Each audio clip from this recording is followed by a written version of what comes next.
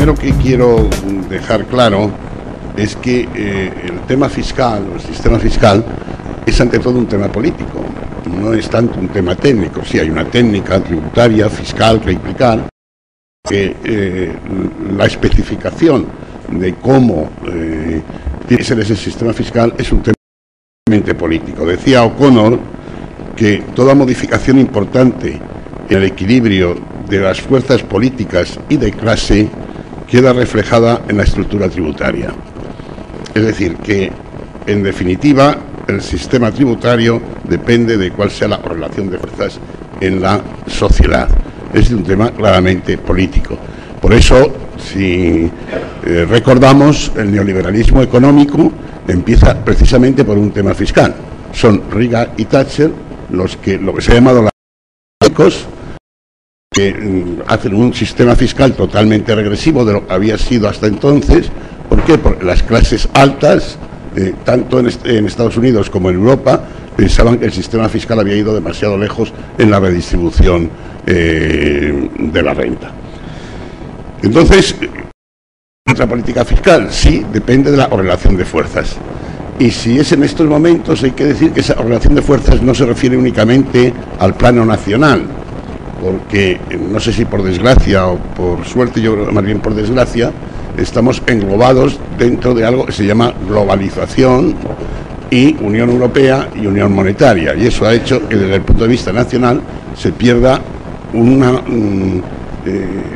parte de la soberanía importante a la hora de poder diseñar un sistema fiscal, lo mismo que a la hora de diseñar cualquier política económica, lo cual no quiere decir que no exista margen para poder, el que haya condicionamientos y el que el tema de la Unión Europea y la Unión Monetaria nos estén de alguna manera condicionando y los mercados nos estén condicionando, no quiere decir que no haya margen para escoger distintas políticas fiscales y en función de cuál sea la ideología y de cuál sean los planteamientos políticos.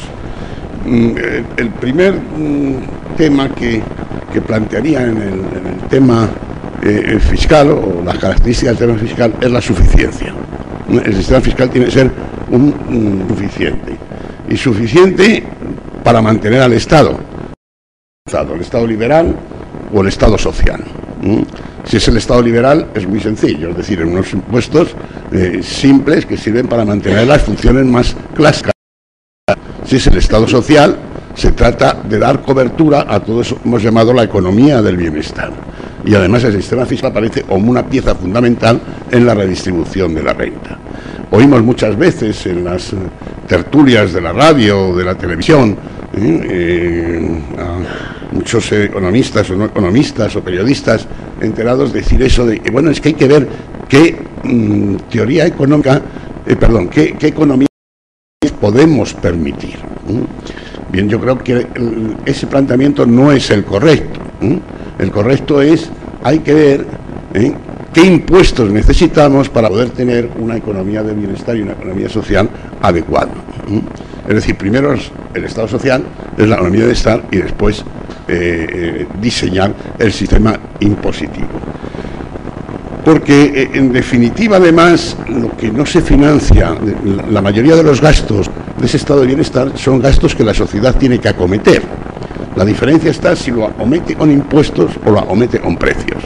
Si lo acomete con precios, indudablemente, se lo hará de una manera mucho más injusta que si lo acomete con impuestos. No es que en sanidad no vaya a haber sanidad y no vaya a haber educación, lo habrá, pero financiado vía precios, y eso vía precios significa una distribución injusta totalmente de las posibilidades y el acceso a la sanidad y a la educación. Bien, ¿cuál es la situación en estos momentos de nuestra suficiencia fiscal? Pues la situación es realmente calamitosa. Nuestra presión fiscal, pues, a partir de la crisis, nuestra presión fiscal está por debajo de Grecia, de Polonia, de Estonia, de Portugal, de Malta, de la República Checa, de Chipre, de Hungría, de Eslovenia, y no digamos de los países desarrollados de la Unión Europea. Nuestra presión fiscal es 8 puntos inferior a la media, bien de la Unión Europea o bien de la Unión Monetaria. ¿A qué se debe eso? Pues se debe a toda una serie de rebajas fiscales que se acometieron, o reformas fiscales, que se acometieron en la época, primeras legislaturas del PP, que planteaban que no iba a afectar en absoluto a la economía del bienestar, porque se iba a seguir recaudando lo mismo, y es verdad, era el momento con la burbuja inmobiliaria, etcétera, pues la recaudación seguía fuerte, pero bastó simplemente que entrase la crisis para que la recaudación entrase en picado. Es decir, que el problema del déficit que estamos teniendo y que se ha tenido a lo largo de todos estos años no ha sido tanto porque se han disparado los gastos del Estado, como lo que había hundido era la recaudación fiscal proveniente de esas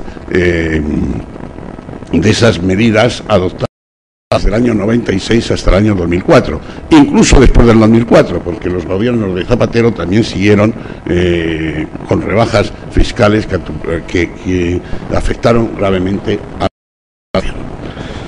Bien,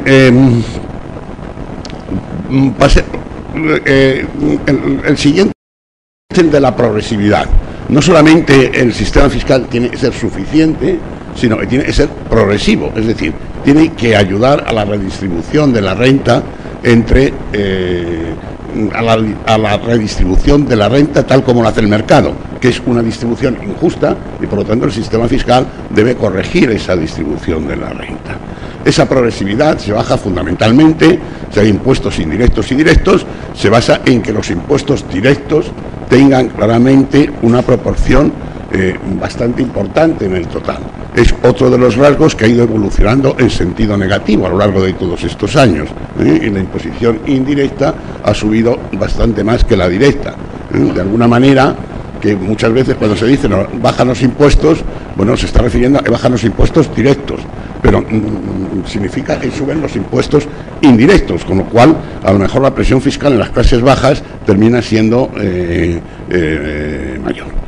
Y bien, yo diría había 4 figuras fundamentales en los que se basa todo el proceso de progresión del sistema fiscal. El impuesto sobre la renta, el impuesto de patrimonio, impuesto de sucesiones e impuesto de sociedades. Son 4 figuras tributarias que de alguna manera se complementan y terminan dando la posibilidad de fiscal. Y son 4 figuras que han sufrido, no solamente en España, en toda Europa, como digo, a partir de Reagan y Thatcher, han sufrido una ofensiva brutal para intentar desactivarlas. Concretamente en España, el impuesto sobre la renta, y yendo únicamente a los rasgos fundamentales, ha tenido producido el fenómeno de que ha dejado de ser personal, un impuesto global. Es decir, antes la idea del IRPF, tal como está concebido en la teoría y como se aplicaba en general en todos los países, se aplica en todos los países, incluso en España antes, era un impuesto global sobre la renta. Todas las rentas se englobaban y se aplicaba una misma tarifa. Bien, pues a partir de principio a finales de los 90 se separó las rentas de capital de las rentas de trabajo, de tal manera que tributan de manera distinta, es decir, tributan mucho menos las rentas de capital que las rentas de trabajo. Y además no hay acumulación de rentas, con lo cual puede ocurrir que el que tenga rentas de capital, como no acumula el resto de las rentas, también por el resto de las rentas paga menos.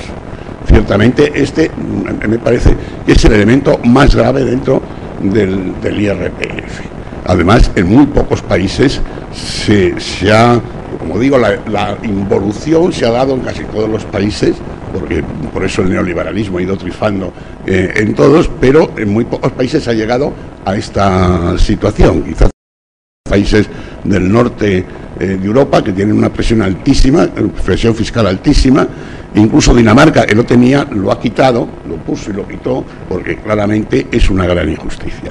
El segundo elemento en el impuesto sobre la renta es la tarifa. A lo largo de todos estos años se ha ido reduciendo la tarifa y los tipos marginales, de manera que las rentas altas han perdido claramente gravamen. Se ha vestido todo que se bajaba las rentas bajas, pero indudablemente en proporciones totalmente distintas. Para que nos demos únicamente cuenta de la involución negativa que ha sufrido el en esta materia, hay que decir que cuando se diseñó el impuesto, el número de tramos de la tarifa, es lo que hace la progresividad, tenía 36 tramos. En estos momentos, después de la última reforma, queda en 5 tramos. Y el tipo marginal máximo del impuesto sobre la renta estaba en el 65%. En estos momentos va a quedar en el 45%.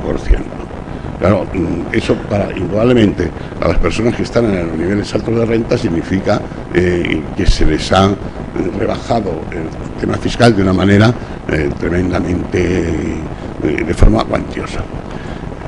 El impuesto de patrimonio y el impuesto de sucesiones son dos impuestos que complementan el impuesto sobre la renta y que son fundamentales porque cierran de alguna manera el ciclo. Es decir, hay determinados bienes que no generan rentas o que están embolsadas en sociedades, etcétera, y que por lo tanto no aparecen como renta en el impuesto sobre la renta.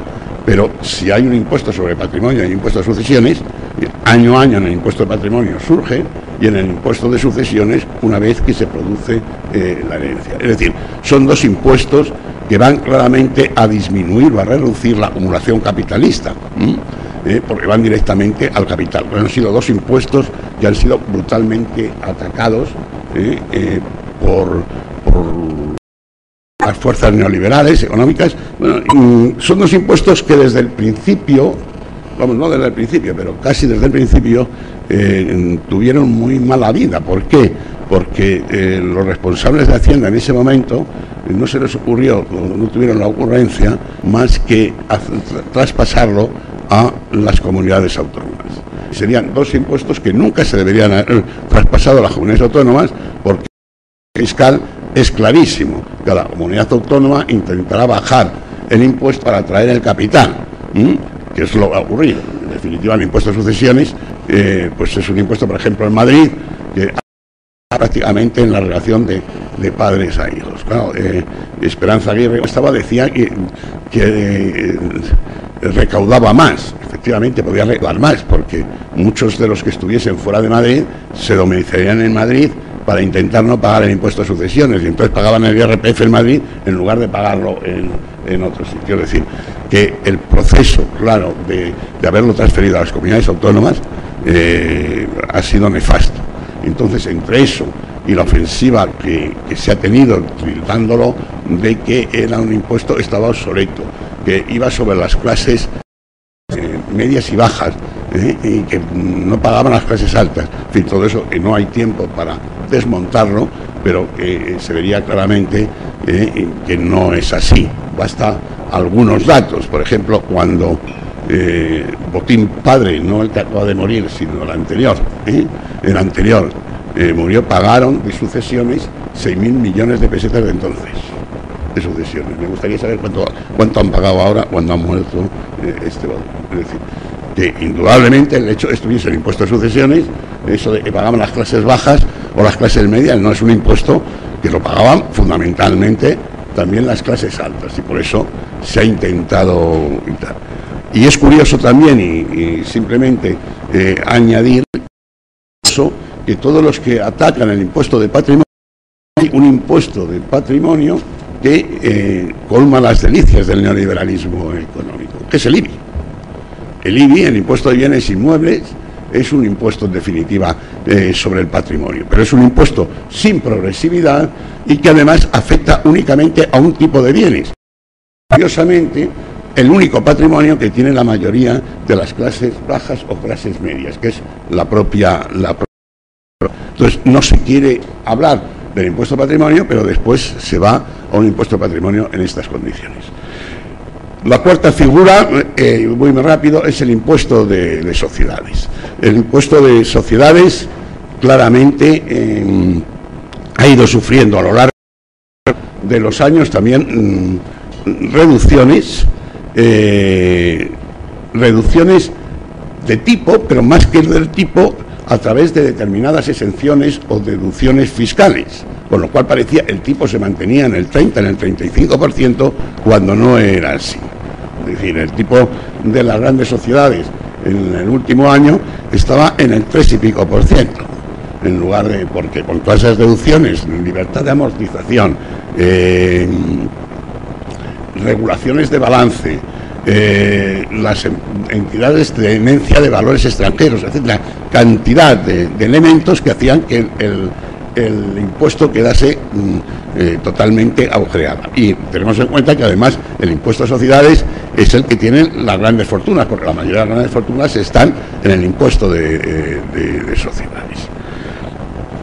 Ahora mismo el actual gobierno dijo que iba a corregir esa situación injusta del impuesto de sociedades y que iba a bajar el tipo, pero iba a incrementar las deducciones y que entonces iba a pagar más. Bueno, la prueba es que cuando da los números resulta que la reforma fiscal va a valer 9.000 millones de euros y de ellos 3.000 millones son reducción en el impuesto de sociedades. Luego, malamente ha corregido el efecto, sino todo lo contrario, ha hecho que las sociedades tributen menos, puesto que va a costar 3.000 millones de euros. Por último, el tema del fraude fiscal, que es un agujero inmenso y que claramente ha faltado la voluntad política de controlar el fraude fiscal. Hay elementos muy claros que podían hacer que ese fraude fiscal fuese por ejemplo, ahora dice Montoro que va a publicar la lista de lo que deben a Hacienda Pública. No, el problema no es lo que deben a Hacienda Pública, porque eso se supone que si lo deben es porque se han dado aplazamiento de forma normal, o si no, porque los servicios de la agencia tributaria muy mal y no han embargado lo que debían. El problema es publicar las declaraciones de la renta.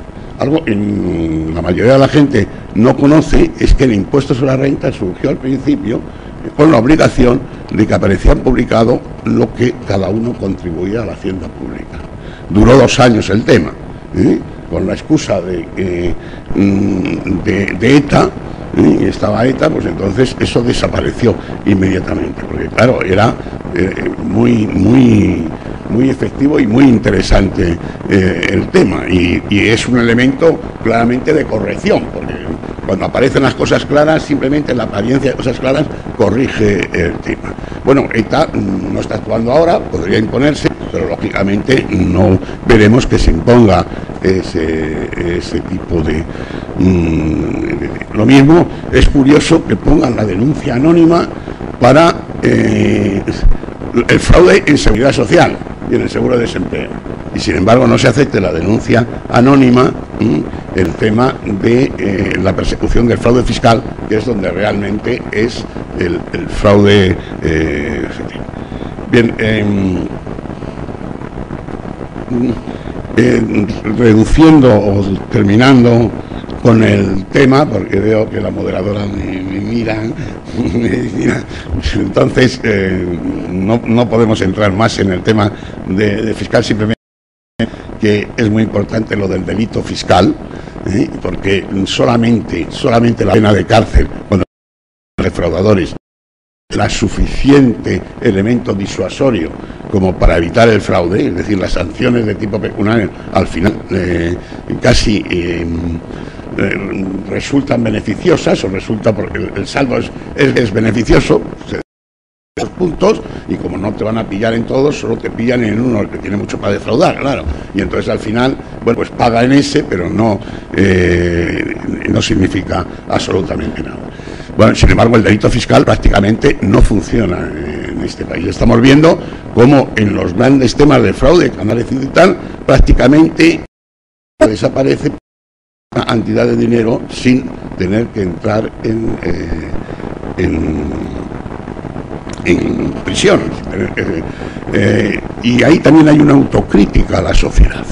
Es curioso que cuando salen determinadas personas, famosos, etcétera, que ha habido una defraudación al fisco clarísimo, pues casi la sociedad parece que se pone de parte de ellas. O sea, sin darse cuenta que realmente han defraudado, han robado a la sociedad, pero son tan importantes, tan que parece que Hacienda es la culpable y que lógicamente el Bien, termino como he empezado. diciendo que el tema fiscal es ante todo un tema político, que depende de la voluntad política, pero también, y eso merecería poder extenderme en ello, hay unos condicionamientos muy claros desde el momento que estamos en la Unión Europea y en la Unión Mundial, porque simplemente hemos perdido soberanía, y entonces en tantos otros habrá sido para la actuación nacional. La actuación exterior es distinta, pero la actuación en el exterior, tal como están las instituciones europeas, pues poco se puede hacer ciertamente porque falta los mínimos elementos democráticos. Es decir, en España el sistema democrático tiene muchas lagunas, tiene muchos defectos, tiene muchos agujeros, pero bueno, al menos está ahí. En Europa es que está por corregir el tema. Y entonces pues se producen situaciones como lo que ha salido últimamente de Noruega, del dumping fiscal entre los países, ¿verdad?, donde es muy difícil controlar a las grandes multinacionales porque juegan claramente con los estados. Nada más.